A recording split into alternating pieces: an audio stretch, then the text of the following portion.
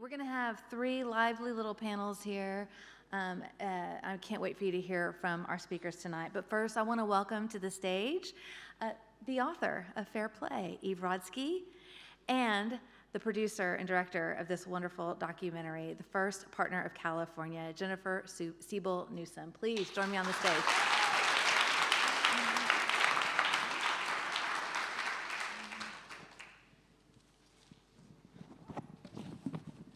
Okay, so Eve, you said when you were 7, you didn't imagine that you were going to be this representative, this global representative of invisible work, or someone who's going to be blamed for not getting the blueberries.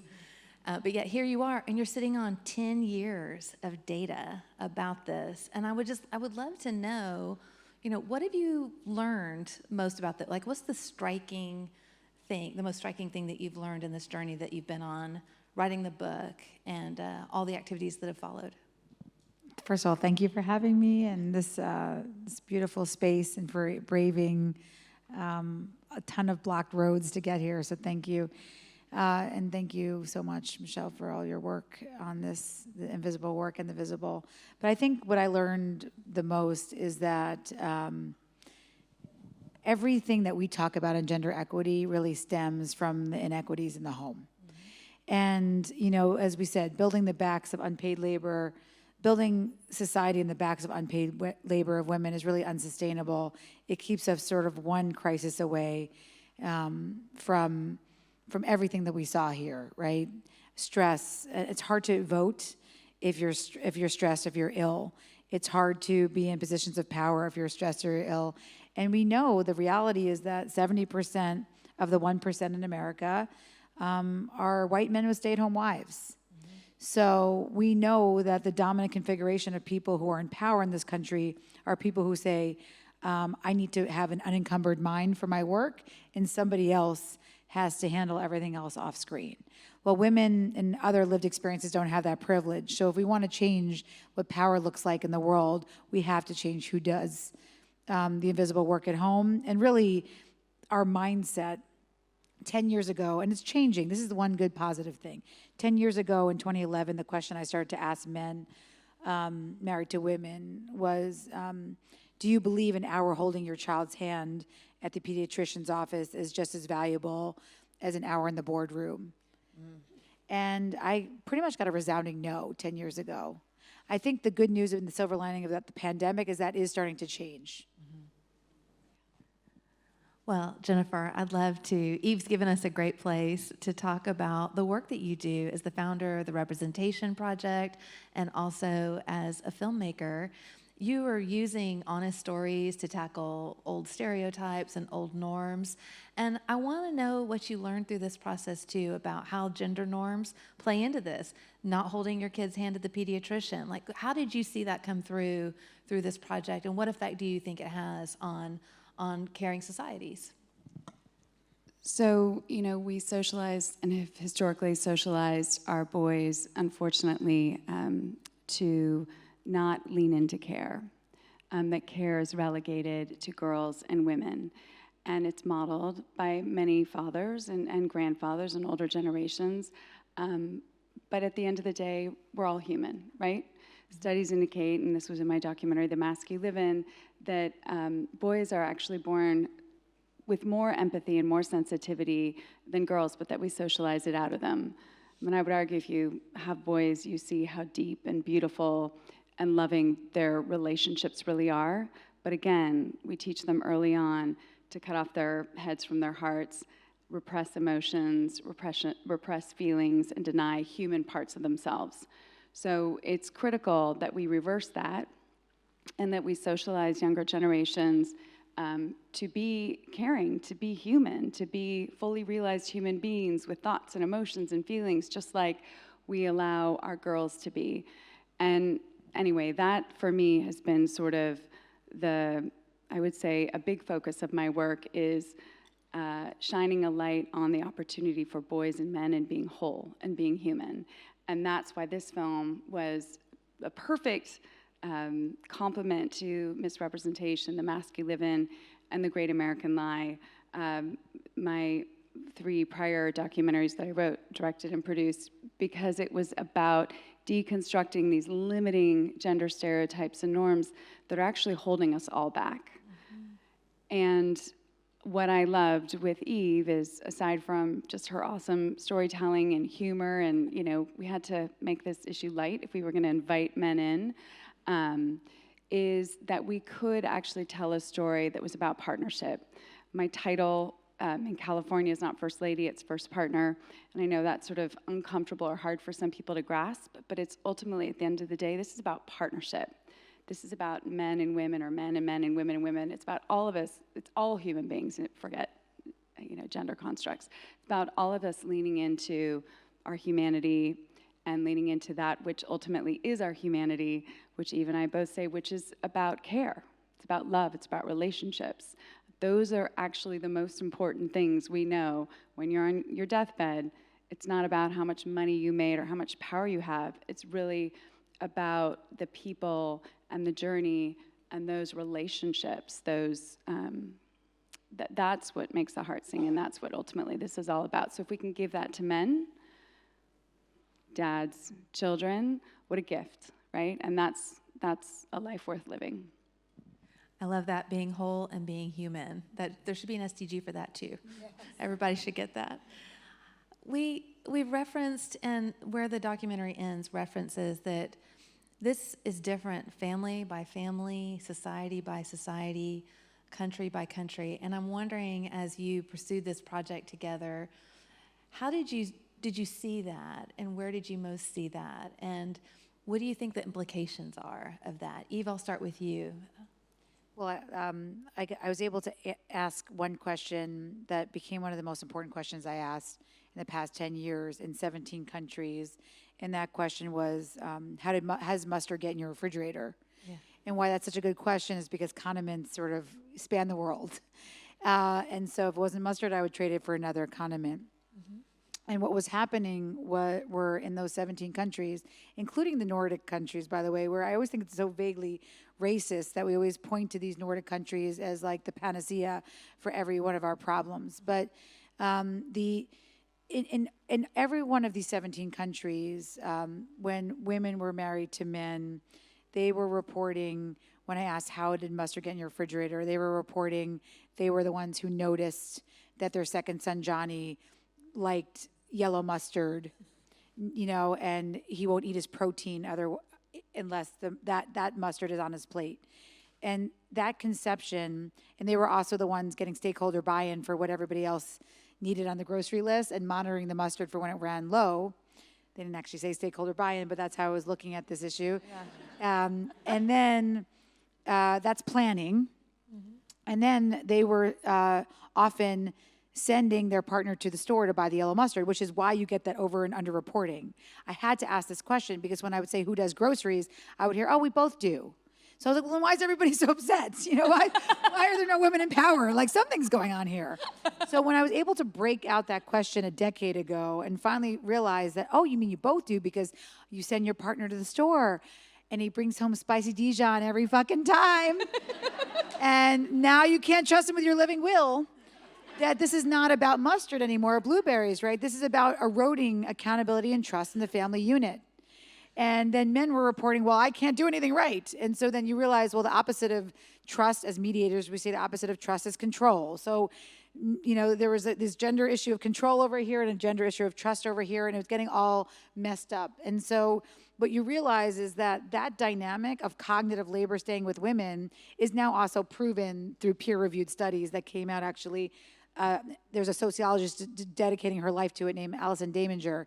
The same week Fair Play came out, she proved that in a big peer-reviewed study. So I was like, yes, we know this is happening. But that is really the issue here. It's that we have to tackle in all of these countries, again, even the Nordic countries reported this, that women still hold that cognitive labor.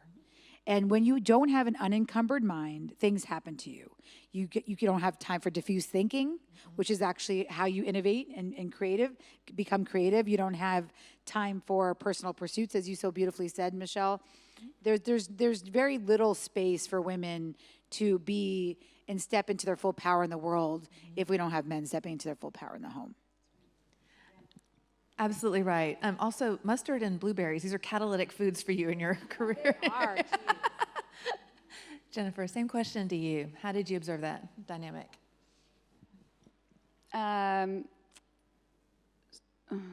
You know, I think what I really observed is that it doesn't matter if you're a progressive household or conservative household, especially in America, there's a dearth of communications around, obviously, what we're calling invisible work, all of the care and domestic work.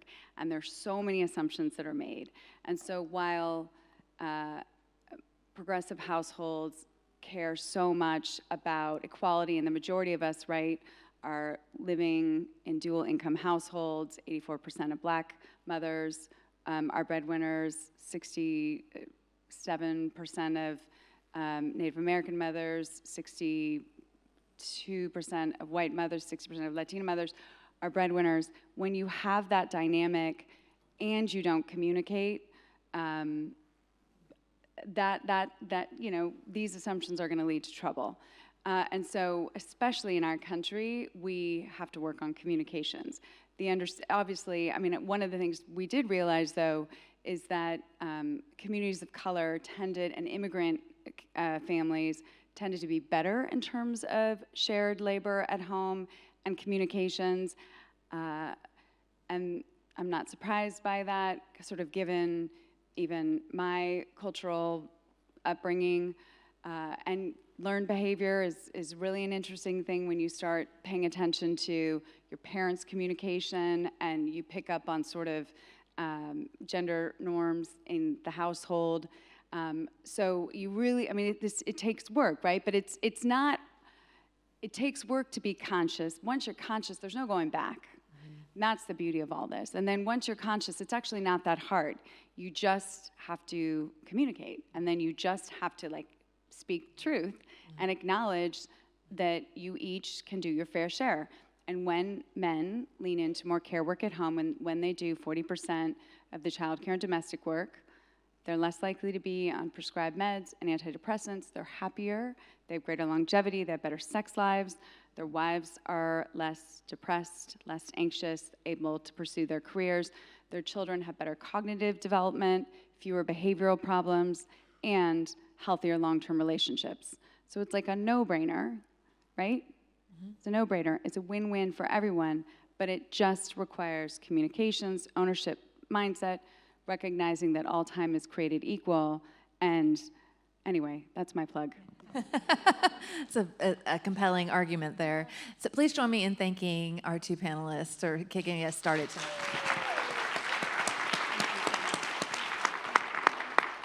And Jennifer's going to stay with us. And now I'm so pleased to welcome another panelist. We're going to hear from Eve in just a little bit.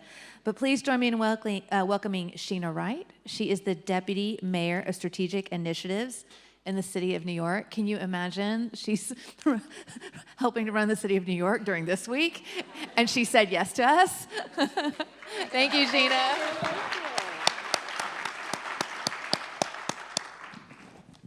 So, Deputy Mayor, the Adams administration, I want to get this title right, because here in New York, you've recently released the Blueprint for Childcare and Early Childhood Education.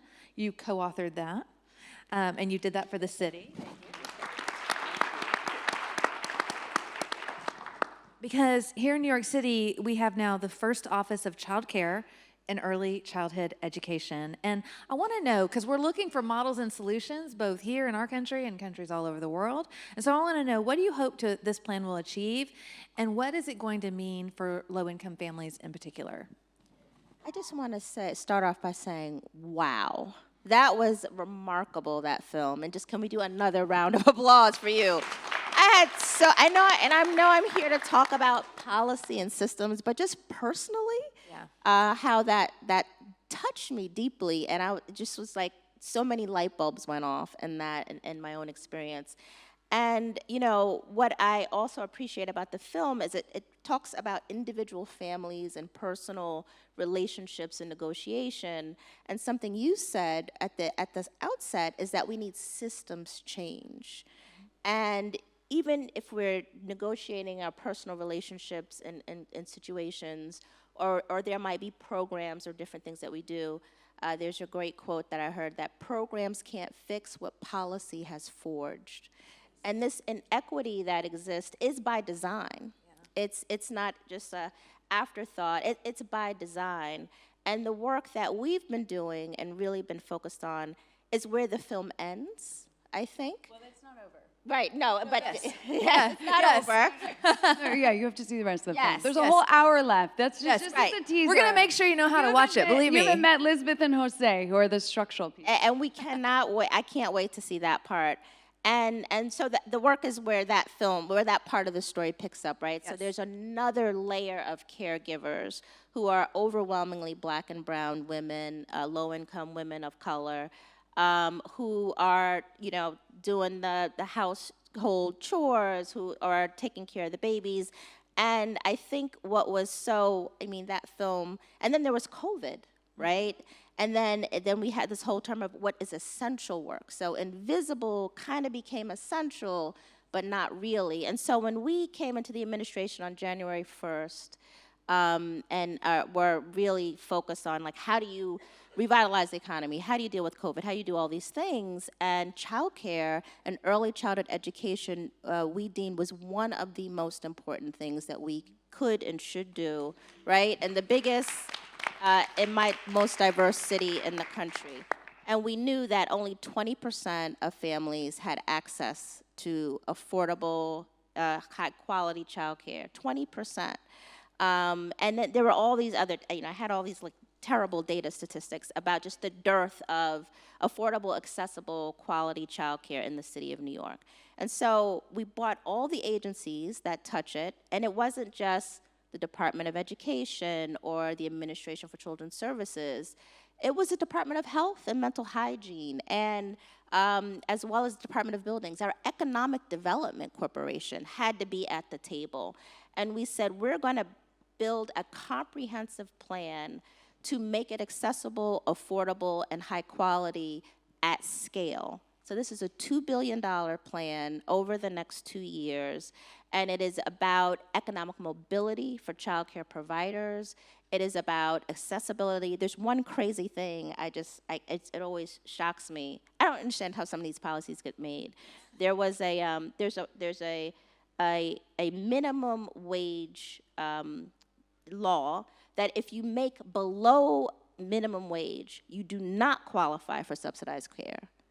So if minimum wage in New York is $15 an hour and you make $13 an hour, you cannot get a subsidized voucher. Now, what isn't that, what is that? So those are the things that we're addressing. We're gonna make it accessible, affordable for 41,000 families over the next 2 years at least, and that's the plan and the goal. Yay. Yay. That was a long answer, I apologize. Please don't. You might get the crowd to beg you to go on, actually, because it's important to establish. I think we said at the outset, this is not an individual problem. It's a systems problem, as you said. And so there are policy remedies for this. Childcare, early childhood education are certainly are some of them, but there's also, we need better policies on leave, leave for pregnancy, postpartum leave, leave for miscarriages. We need all kinds of policies to address that. So, Jennifer, I want to go to you now. Tell me what role good policy can play for this in California or anywhere. Yeah, so I'm not sure how familiar you all are with our policies in California. We have the strongest equal pay laws in the nation and are trying to close the pay gap. Today is actually Black Women's Equal Pay Day. So how many months into this year, in addition to the previous year, that Black women have to work, obviously, to make the same amount that a white I didn't know man that. made This is so wonderful. last year alone. Mom's Equal Pay Day was September 8th. We have later in the year Latina Women's Equal Pay Day and Native American Women's Equal Pay Day. It's insane, right, that we still aren't paid equitably for same or similar work. So that's number one, right? Wealth begets wealth. We've got to put money back into the pockets of women, working women, and especially mothers and women of color. Number two, we need paid family leave, and that's California was the first state in the nation to basically provide paid family leave. In 2020, we went from 6 weeks to 8 weeks. The governor signed that. Early universal child care and early childhood care and universal TK and, right? I mean, it goes on. Like, my husband's sort of a policy wonk, so we're just trying to kind of like get at every little thing, because obviously we have to invest in kids and give them the best start in life. Universal meals is one of my initiatives, that now California children are guaranteed free breakfast and lunch, and we have a huge farm to school initiative that's all about ensuring that the food is, on the scale towards regenerative, locally sourced, from BIPOC and small medium scale farmers, and that we're also training basically chefs and restaurant or kitchen workers. So there's a lot of investments there. I share that only because it is really about investing in the whole child, just as it is recognizing that people have lives outside of work that need to be valued and cared for.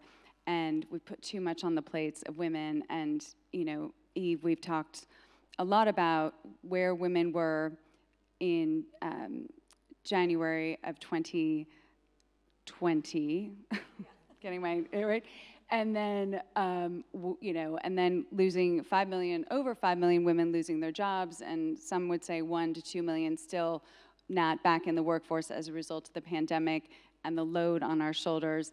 Policy has to catch up and get ahead if we are going to progress the way we need to progress, because we need to be at the tables of power and in rooms like these, making decisions and making policies that are long-term sustainable and ultimately going to create a healthier society for all of us, not just the few in power.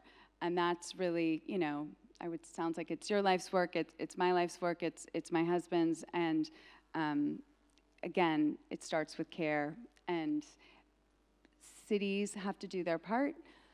States have to do their part. The federal government really has to do its part, because this is about also budgets are a reflection of our values, and when we spend so much on the military, weapons, and war, and so little on care, it's a signal and suggestive of where our energy lies in this country. So we have our work cut out for us, but I think in partnership and working together, we can all do our part to move the needle forward, and our time is now.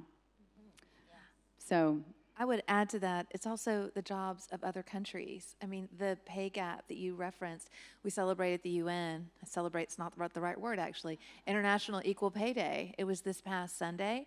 70 cents on the dollar is a global figure. That's the global average. And there are, I can't remember, there are 92 countries that still don't require equal pay for equal work. So these are all global challenges that are begging for policy remedies. In just a second, we're going to hear from a researcher who's looking at solutions in Latin America. But before we do that, I have one more question for both of you. You referenced the pandemic, and it made all this so glaringly obvious. It uncovered the thing that was already happening and how it had gotten worse during the pandemic. And I think that we saw that invisible work and a lack of systems for invisible work are creating huge economic costs, huge economic burdens. And I wondered if you could speak a little bit about that element specifically. I'll start with you, Sheena.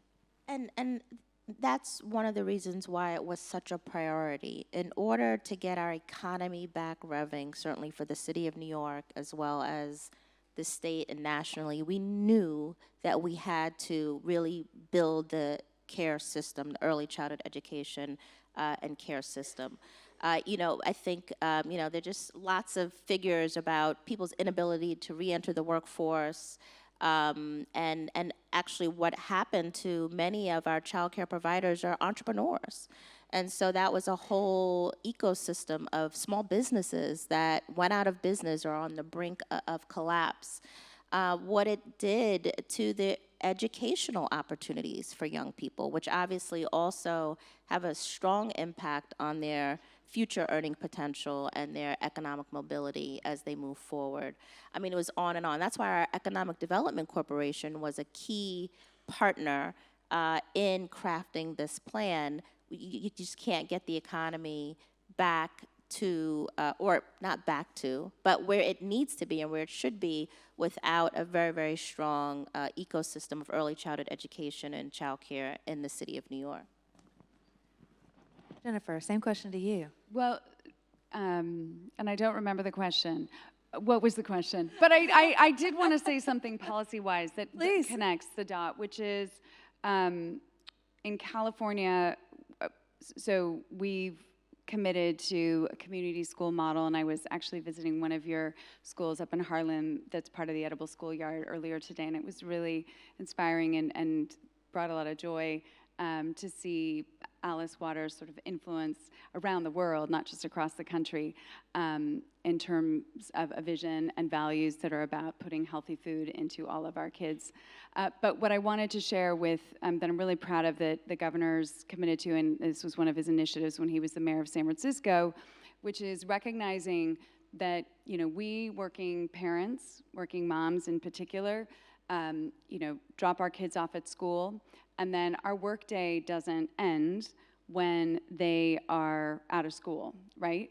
And we as a society have not made that adjustment, right? Because we've structured work as if, Eve was sharing earlier, as if someone's at home taking care of the kids and everything else.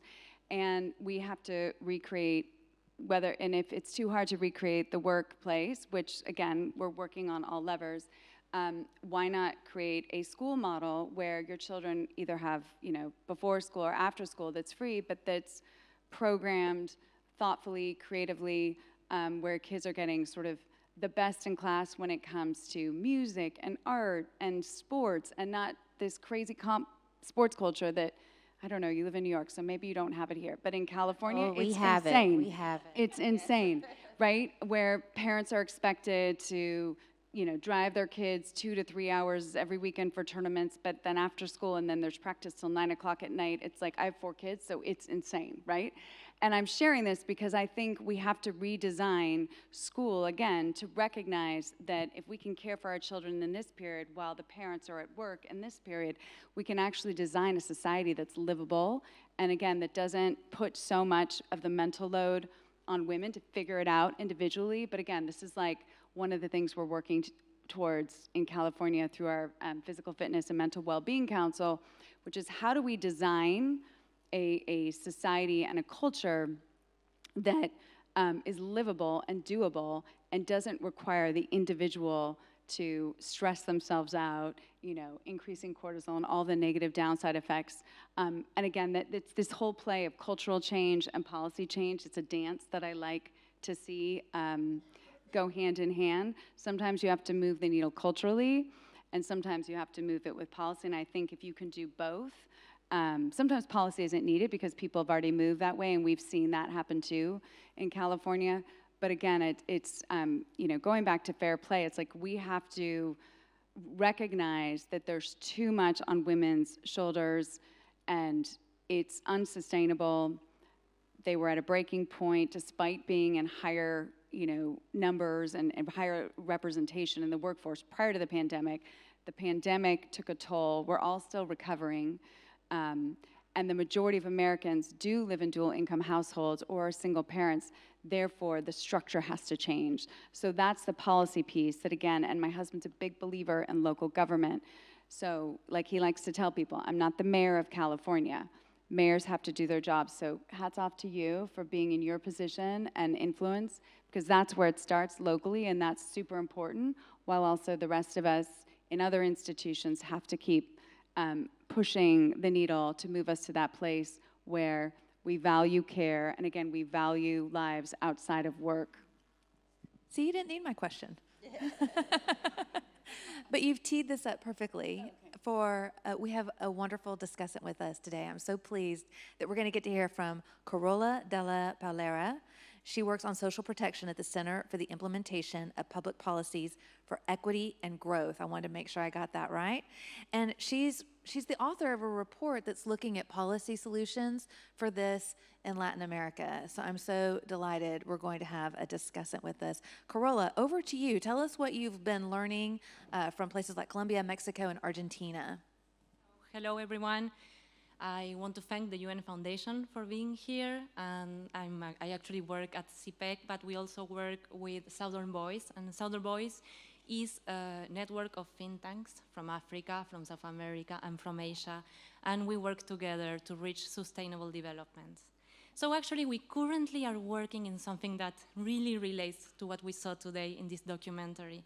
We see that COVID-19 crisis has exacerbated gender gaps all around the world, and we also see that, unfortunately, unpaid care work has increased. And we know, and this documentary really shows, that all of these works usually falls in the shoulders of women within households. So there is a lot of talk in the UN about the necessity of building a new social contract in order to bring responses and revalue and reward unpaid care work all around the world, in Colombia, in Argentina, in all of these countries that are facing a big care crisis. But also here, the crisis is everywhere. So what is the problem? The problem is that we are missing data. There is not enough data on care work. And today, we do not really know the value and what comes behind care work. So we are elaborating a new indicator with Southern Voice and CPEC, and this indicator will allow us to understand a little bit more about this. And we call this indicator the basic care basket. So what is the basic care basket? The basic care basket is a new innovative concept that allows to understand all the resources that a family needs, including unpaid care work, in order to provide quality care for all its members.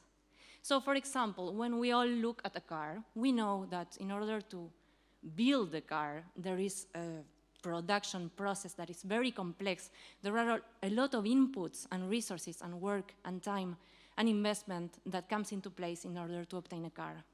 Well, actually, the same is happening within households. We just don't see it.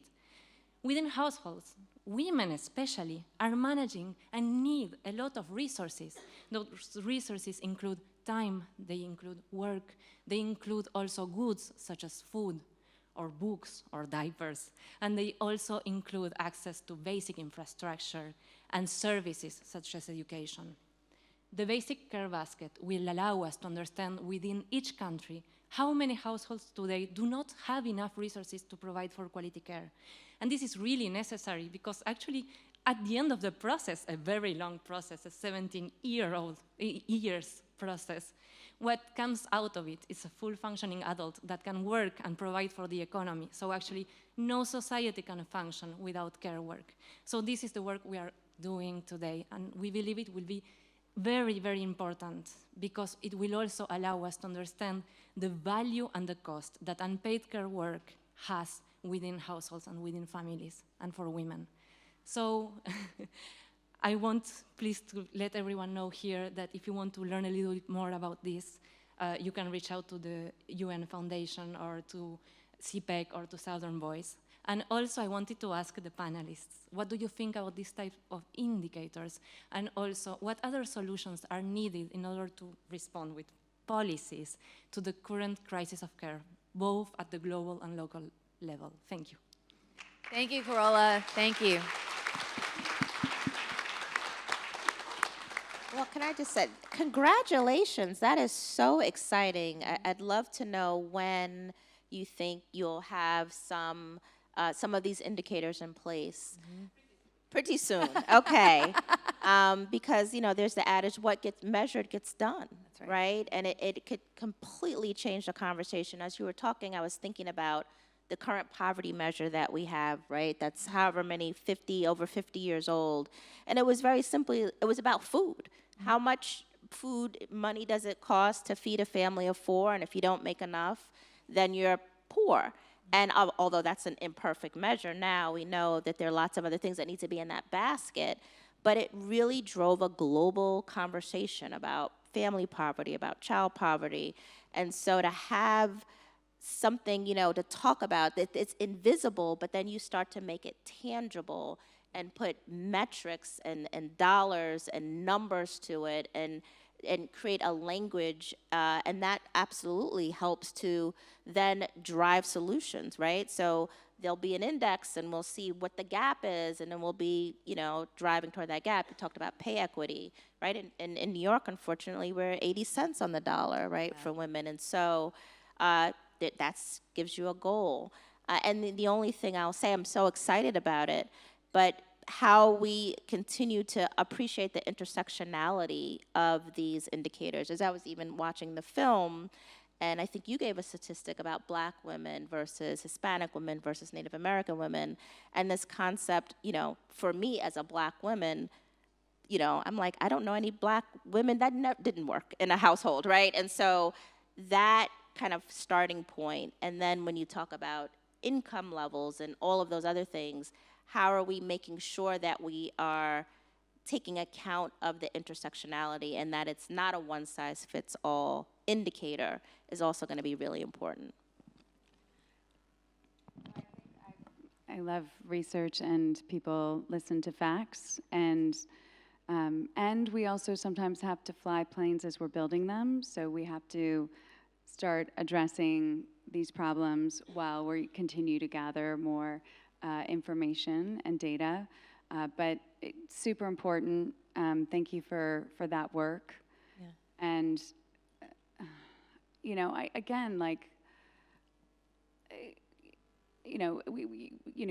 have to be responsible in government and balance budgets, and the private sector has to do its part. Mm-hmm. And it really is about partnership.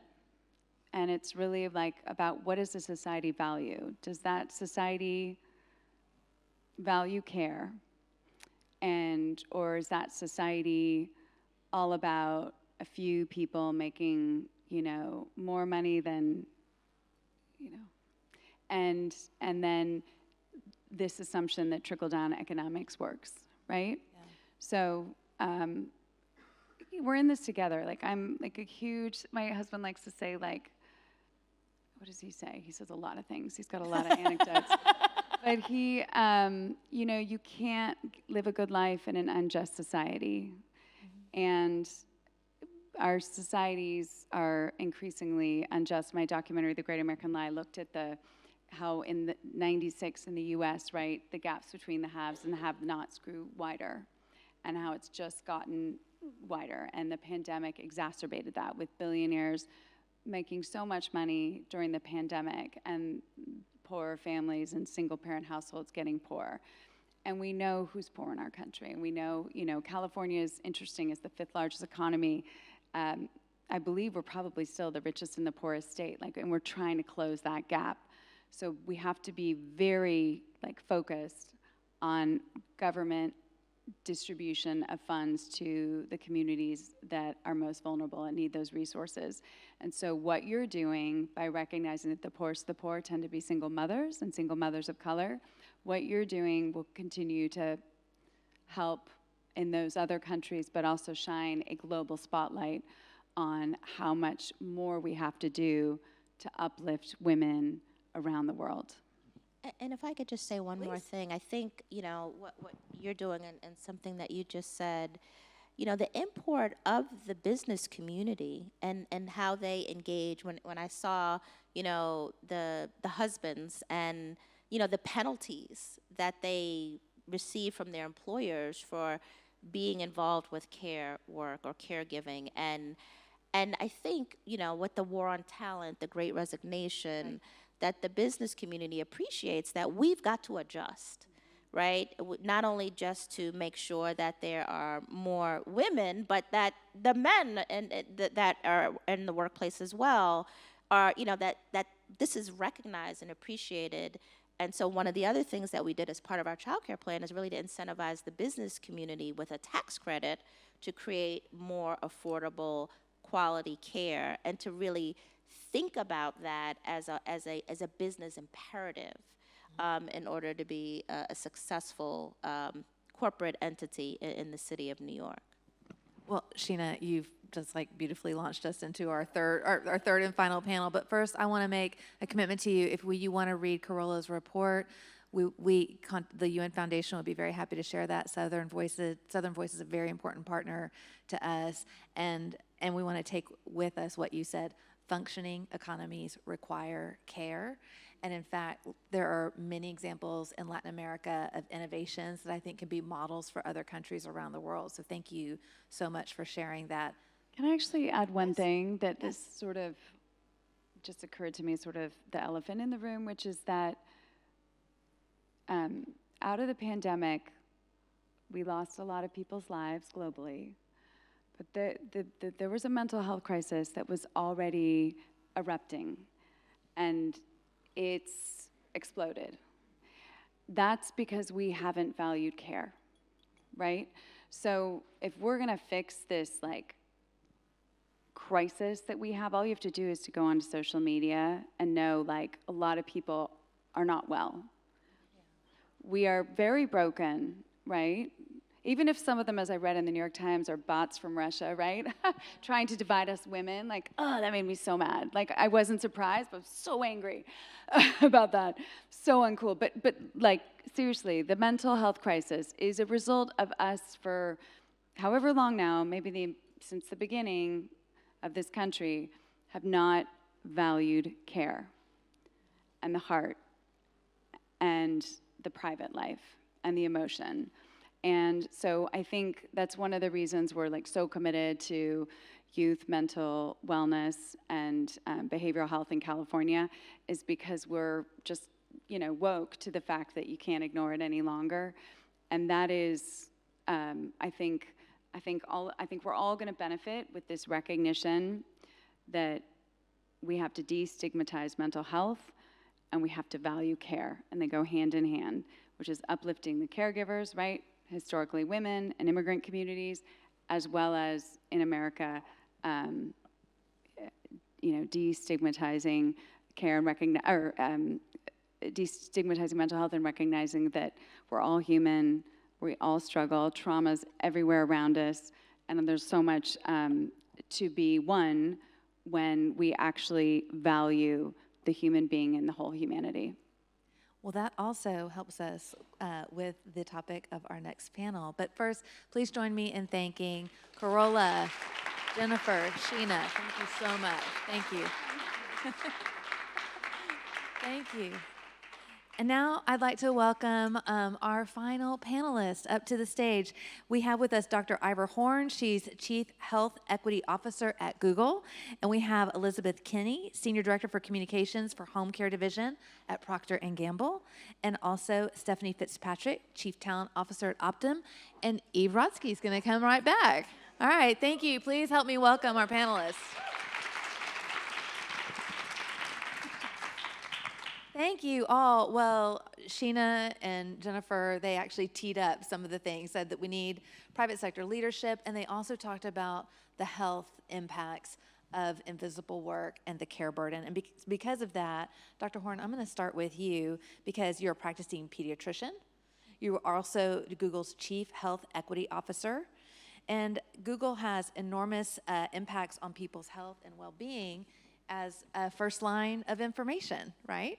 And so also for defense and research. So I want to know from you, tell me about this new role that Google's created and the inclusive products that the company is using to help people defend their health and take care of their good health. So Dr. Horn. Thank you so much. It's great to be here. And the conversations that you all were having, I'm going to sort of bring that to the fore. I actually joined Google in the midst of the pandemic in this new role. And I think what's really important is I joined in the midst of the pandemic for this role, but the vision for this role didn't start with the pandemic. This was really an intentional body of work for the company. And I think as I came in, we were thinking about and working on making sure that information was available to people. And one of the things that you brought up was the issue of mental health. As we're coming into this space and this intersectionality, we know that children and people of color are more, in this country, are more likely to have lost a close loved one or family member during the pandemic. So you have a lot of kids who are children of color who are now going back to school, who are dealing with the loss of a parent or a grandparent or a loved one. And so that mental health challenge that we are talking about, and oftentimes when people are seeking and trying to identify how do I address this issue, they often go to the internet. We know that about 75% of people, when they have a question around health, they go to the internet. And one of the ways that we think about and the ways that we do that is how do we make information accessible? And an example of that is when people come and they have those mental health questions, they have 988 hotline available to them, and we want to make sure that as they're asking those questions through search that we're bringing forward these resources for them. So that's just one example that I would add in there, in the ways that we sort of make information accessible as fast as we can. Well, I want to bring Stephanie into that then, because one of the things that people are probably using Google to search is, how do I deal with burnout? How do I deal with these feelings that I'm having? Is it normal to feel the burden of invisible work when I love my children, I love my job? Is that normal? And so, Stephanie, I want to ask you, what is Optum seeing? It is an enormous company, and so what are you seeing for the health impacts of invisible work? Yeah, absolutely. I mean, this conversation is so relevant because all of these external forces are contributing to burdens on our workforce unlike anything we've ever seen before. It's particularly in healthcare. We look at the healthcare worker shortage, and that has exacerbated some of the stress, the chronic stress and the burnout. We also know the past few years have really brought this integration of work and home, something that we haven't really seen in the past. And that integration of work and home is really highlighting how technology is creating this always-on environment and this need to be sort of ever-present. And how do we help people bring to life like work-life integration as the new work-life balance? And further, the amazing benefit of people being able to work from home and have that flexible benefit is also highlighting the need that really puts us in a place where it's almost like two organizations needing to merge. So how do you have your home organization merging with your work organization? So bringing to light all of that puts us in a place where we really are hugely focused on burnout for our employee population. We center much of our intention on listening, really paying attention and listening to our workforce and understanding what's happening for them and bringing them into the conversation. Our recent employee surveys highlight the fact that the psychologically safe environment that our managers create by bringing to light the value that they see in their employees, centering on the whole person, which we've talked about, and then also creating an environment where inclusion and collaboration are at the center, that helps people to perform and to thrive and be healthy and whole at work. And then finally, we have 5 values, and one of those values is compassion. And compassion is this like amazing differentiating capability, because compassion is the act of taking action. So listening and then taking action. And what we know from the neuro research on compassion is that when you engage in an act of compassion, it feels good to you and it feels good to the person that you're supporting. And it creates this almost self-generating momentum of you want to do more and more of that. So all of that contributes to our workforce thriving. Nearly 400,000 employees thriving and being at their very best, recognizing their own health issues, being happy and whole both at work and at home. Those nearly 400,000 employees serve 147 million individuals across the globe. And when those 400,000 people can be at their very best, they can make a sustainable change and impact in 147 million lives. Wow. Well, Stephanie, I'm wondering then, are you hearing from peers? If burnout is something that you're keeping an eye on and that you care about, and you're thinking about the wellness of your employees and how it affects the wellness of your customers, Do you hear that from your peers? Like out in this week at the General Assembly, are other companies also focused on this? Yes, absolutely. I mean, other companies are recognizing the fact that, particularly if we look at burnout in women, what we see in burnout in women, 1 in 3 women across the nation are looking to potentially downshift in their career. Women are leaving the workforce in record numbers, and women report higher degrees of burnout than their male counterparts. So it's definitely bringing attention. And again, that's where our system is so powerful, because we sit at the intersection of the employer and the health system. So we can certainly serve and make changes for our own employee population, but then offer products and solutions to the marketplace to change that experience for others. Excellent, excellent. Elizabeth, I want to come to you now because you are in charge of P&G's home care division, and you are focused on closing the chore gap, which of course the documentary illuminates quite beautifully. And I want you to talk a little bit, how did you come to this mission? Why does P&G prioritize this? What does this look like? What are your goals with the campaign? Sure, thank you. I think when people think about companies, they go to this really abstract place. And I think the reality is myself, like probably many people in the room, work for a company, and what I do at our company with a lot of other people is create products that help people take better care of themselves, better care of the people in their lives, and better care of their homes. I think when you think about it that way, we spend a lot of time with people understanding how to do that. Yeah, when you're creating a soap that ultimately you want to clean dishes better, you have to talk to the people who are using the soap to understand, what's not working with what they're using today.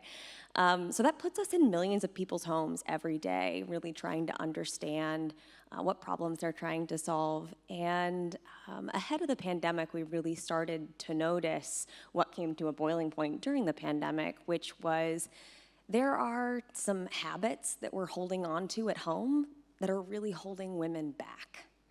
And I think you see this in the film. This is something that is familiar to all of you in this room. It's why you're here. But I think the point that was made earlier today, which is that these are choices. Habits are choices. These are things we're choosing. They're things we can change. They're stories that we tell ourselves, and so we decided we wanted to start telling a different story. The brands that we make in home care have pretty powerful voices. If we think about our advertising, and so we decided to use that voice to first put a spotlight on the chore gap, give it a name. Eve talks a lot about naming things and the importance of naming things, and so the chore gap is not a term we created, but it wasn't getting a lot of press, and so we decided to start talking a lot more about that, put it on the table, name it, and help people do something about it. We create products that help people do something about it, that get more men involved, that make it easier for children to participate. But we really wanted to start to form partnerships and create tools that allowed people to start closing the chore gap. Because we know that the gap looks different in everyone's home. Some of you may say, I don't have a chore gap in my home. That's great for you.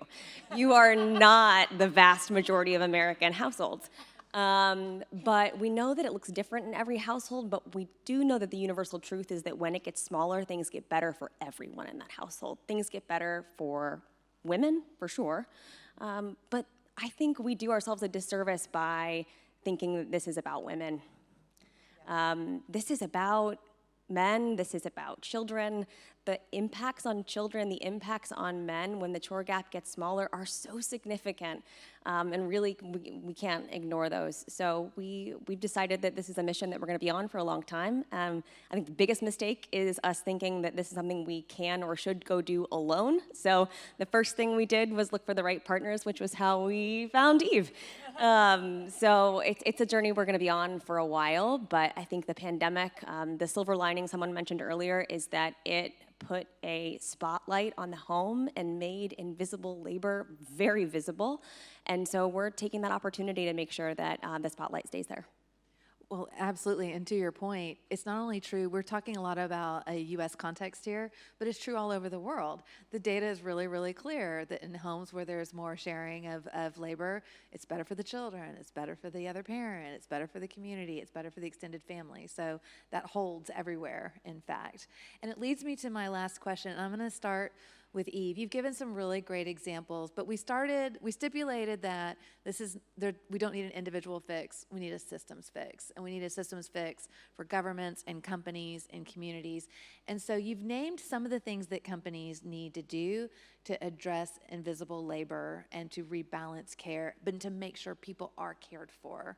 But what are some last words for us? Like, what is the magic wand? What is the one or two things that you think the corporate sector could do to be part of this conversation and to put forth solutions? And Eve, I'm going to start with you. Pay your ERG leaders, stop making women do non-promotable tasks, et cetera, et cetera.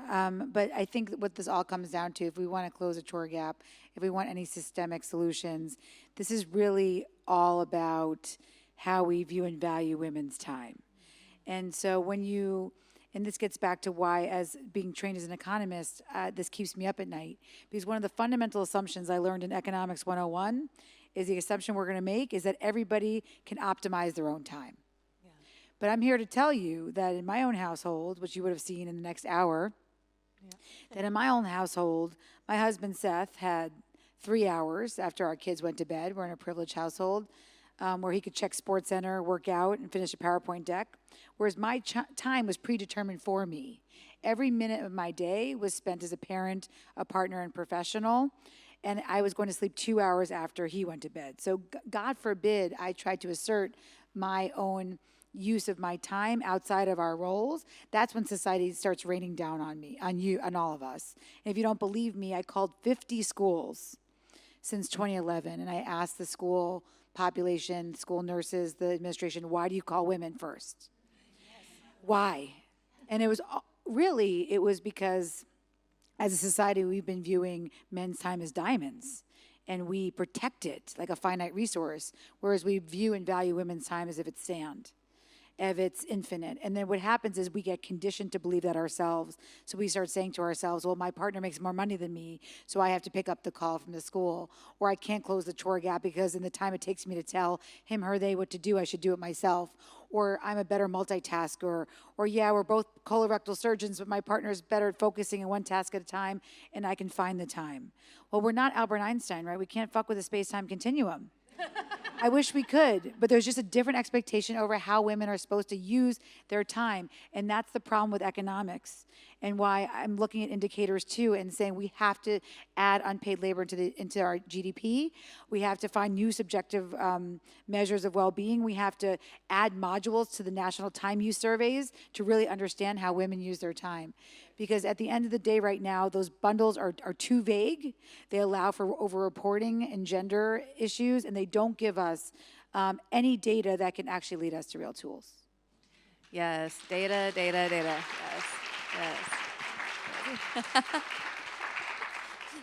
Eve and Corolla are looking at each other. They're scheming. I can see it. Elizabeth, same question to you. I mean, P&G is a leader here. What are the one or two things that have to happen, you think, to fix this systemic problem? I'll be brief on this one. I think there are a lot of great policies that a lot of companies have that don't ever see the light of day or don't ever really see action. And if I think about one of the policies that we are really living out internally at P&G, it's this whole shift from maternity leave to parental leave. And I think what we're really trying to do, that we call it share the care at P&G, but really trying to operationalize parental leave, normalize that. And that means as a manager, and if you have a man who is working for you and you know that his partner is asking what his plan is to take his parental leave, and really having that conversation, normalizing that conversation activity, and really bringing policy internally to life with action and conversation. I think that's a big one for companies, because it's really what that does. It starts to look at employees as people. I don't know about you, I want to be looked at as a whole person and not just what I'm doing in an office or at home from my kitchen table, like many of us have been doing for the past couple of years. But I think that really bringing those things to life and putting some teeth in those policy by working with managers of others to make sure they're having those conversations and bringing those policies to life is a really important one for us.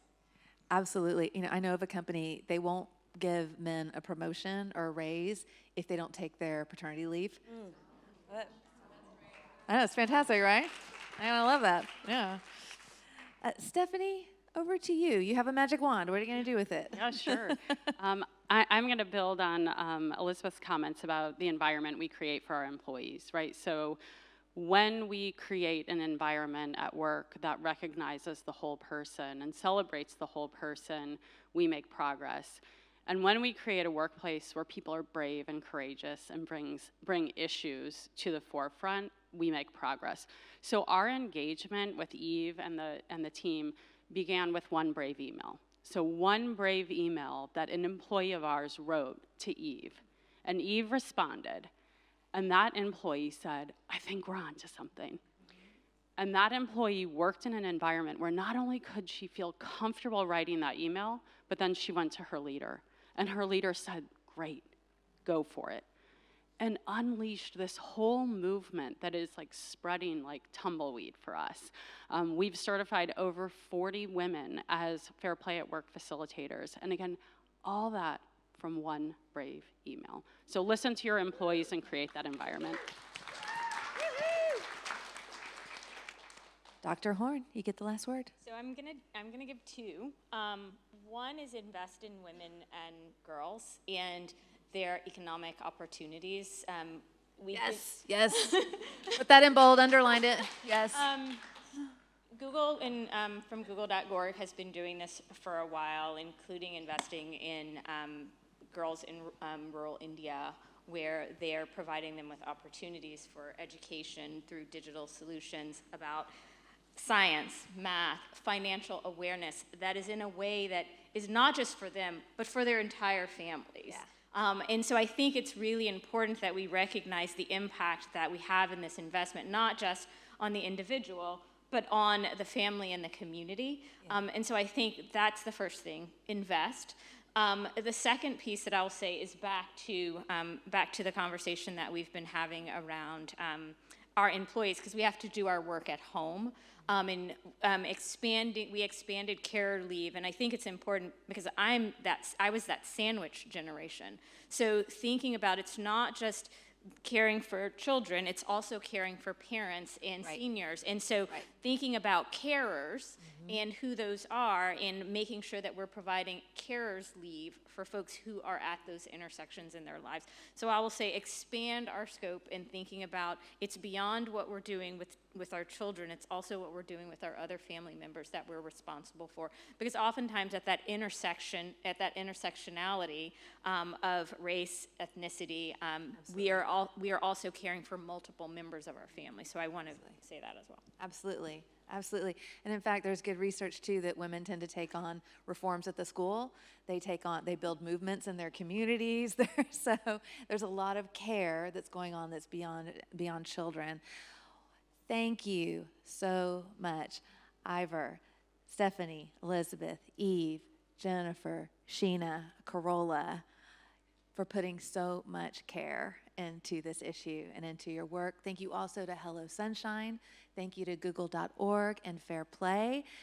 That is not the end of the documentary. There's more, folks. So go to Google Play to watch it, or where you stream movies so that you can finish watching it. And thank you again for joining us. Thank you for braving the barricades, the motorcades, all of it, and for choosing us. I'm sure you need a drink. I'm sure you need a snack. I'm sure you want to talk about this now. So we have that for you out there. But again, on behalf of the UN Foundation, thank you for coming. Thank you for joining us. We're deeply, deeply grateful, and have a great rest of your week. Thanks, everybody.